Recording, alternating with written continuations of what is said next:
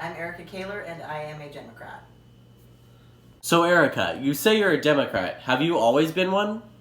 No, I haven't actually. I probably stopped voting for Republicans about 8 years ago, for the most part. And before that, I kind of was independent for a while, but before that, I was a Republican for a very long time. In fact, I was involved in Young Republicans, went to one of their national conventions in Puerto Rico. Um, so, yeah, no, I have not always been a Democrat. And the reason um, why that changed, I really think it's twofold. One, I think that I grew and my views changed over the years because I saw people struggling more, and I saw, for example, I have a gay brother, and gay rights became very important to me about the time he came out. I mean, I was interested in it before that, but that really cemented it for me. I think when it's somebody you love, it really matters. And I think part of it is that the Republican Party completely lost its way, and I think under the Trump administration it's just gotten worse. But I think it was already headed in a bad direction before that. So, how do you feel about the two presidential candidates? Well, I think Trump is an absolute disaster. I think he's the worst president this country has ever seen. I think he's a criminal and dishonest to the core, lies every day, sometimes for no reason. I can't stand him. I can't stand his policies. I don't really see anything good in him. I think he has caused racial divides to intensify in this country. I don't think he's shown any leadership. I think he's blown it on the coronavirus, because it's always about him, his ego, his money, and it's never about what's best for the country. Joe Biden wasn't my first choice. My first choice was Elizabeth Warren. I've read her books. I think she's fantastic. But I don't dislike Joe Biden. I think that he is an honorable man who has been serving the public for most of his life. I think that he is calm and trustworthy, and that he will make 1,000 times better president than Donald Trump. I think one of the things that I really like about Biden is that I think he actually listens to people. He puts his trust in experts, and he listens to what generals and leaders and other people say and makes the best decision based on that, where you've got Trump saying that he listens to his brain. A lot of young Democrats are saying that we're settling for Joe Biden. How do you feel about that statement? I think that there's some truth in it, but I think that we have to get this country out of the situation that we're in, and that he's the best man for the job because he's got the track record. I do hope that when he becomes president, that he will listen to the ideas of some of the more progressive members of the party, like Elizabeth Warren, like Bernie Sanders, who's technically an independent, but I hope that he will at least take some of those ideas under consideration so that we can move in a more progressive direction. How has COVID-19 affected you, your family, and your job? Well, nobody in my family has gotten sick, which is good, but part of that is because we have been extremely careful.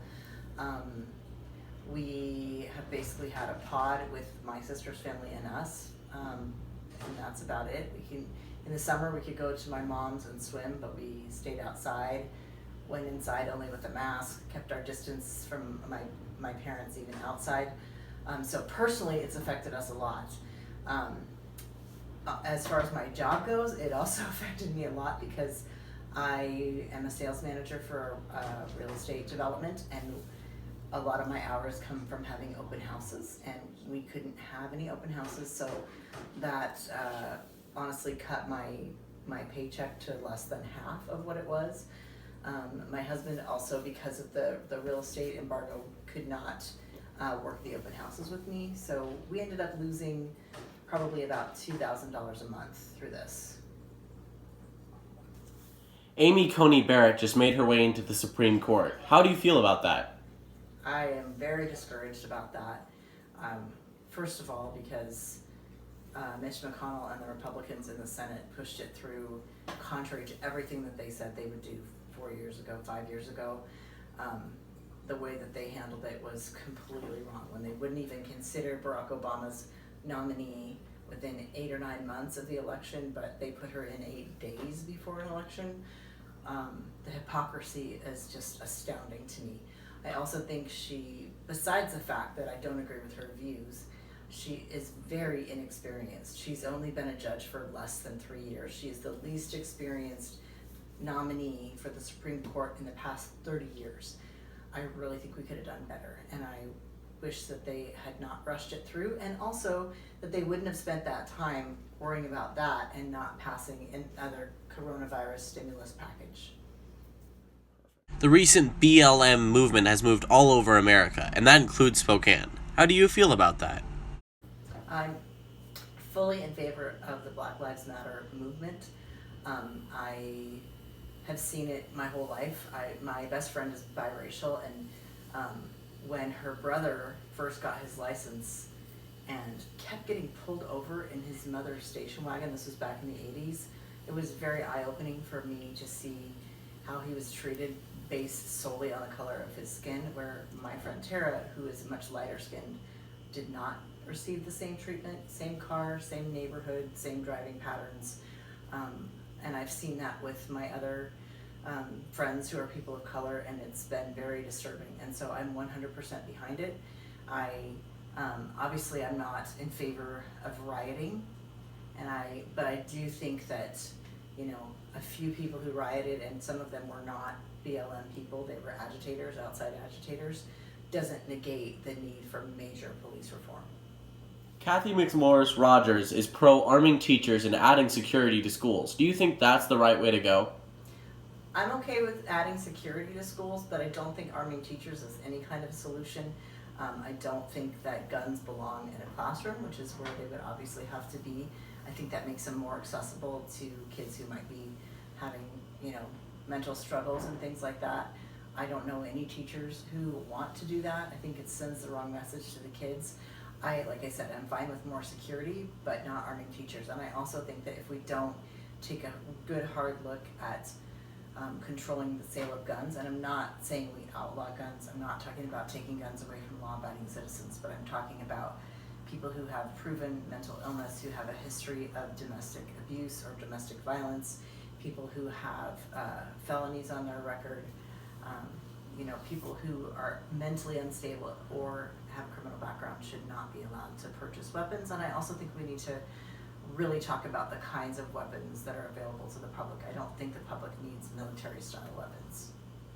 What's your opinion on the Electoral College? Do you think it needs to be abolished, or do you think it should stay? I absolutely think it should be abolished. It's a leftover of a compromise with the southern slave states, along with the way that the Senate is governed. It really gives much more weight to people who live in the votes of people who live in smaller states, which I think is inherently undemocratic.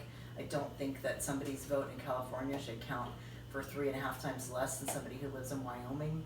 I think it's an outdated, antiquated system, and that the vote should be based on the popular vote, period. I also think that we need some serious reforms in the Senate for the same reason. What's your opinion on climate change, and how do you think it should be dealt with?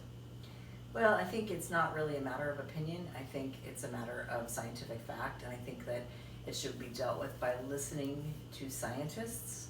The vast majority of the scientific community around the world agrees that climate change is an issue, and that it is primarily man-made, and that there are things we can do to change it. I think we need to focus on alternative energy.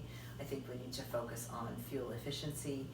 I think we need to reduce our dependence on fossil fuels, and like I said, listen to the scientists and follow their advice. And I do think that, people think, well, that's going to affect jobs and all that. Well, somebody has to build the windmills. Somebody has to build the solar panels. Those are all going to be job creating, and I don't think it's going to harm the economy in any way. How do you feel about the direction of healthcare in the U.S.? Well, I think that Obamacare was a big step in the right direction. And I know people are very afraid of the idea of socialized medicine as though it's some sort of, communist trick or something like that. But I can tell you, having friends who live all over the world in countries like Canada and England and Australia and France and so many other developed countries that have affordable single-payer healthcare, it only makes sense. And it is democratic if it's something that we vote for, agree on as a nation, legislate into being, I think it's going to be difficult to get through the insurance lobby, but I think it'll be worth it in the long run because people should not have to go into bankruptcy because someone in their family got sick. So I realized a few years ago in looking at the healthcare issue, because like I said, I used to be a Republican, what I found is that as somebody who studied history, I have a history degree from Whitworth, what I found was that it was an echo of the feudal system where for a while it served a purpose. People, in the feudal system there were these castles and there was a lord over that place and the people were dependent on them and he offered protection and that worked really well, but it also limited the growth of the economy because people couldn't move, they couldn't go to other cities, they couldn't pursue new careers because they would lose that protection. That is the exact same thing that's happening with employer-controlled healthcare because it makes people, I know people who would love to start their own business, but they can't afford to pay for healthcare, to have independent insurance. I know people who would love to go and work for that startup down the street, but the startup can't afford $1,300 a month for their insurance or however much it costs, and that's a pretty realistic number. So I think that we will find major economic growth if we untie healthcare from employers. Our final question for you, Erica, is how do you think the election is going to turn out next week? I do think that Biden will win, but I would just say I'm cautiously optimistic. I did not think that Trump was going to win the first time around, so I'm a little bit nervous because of that.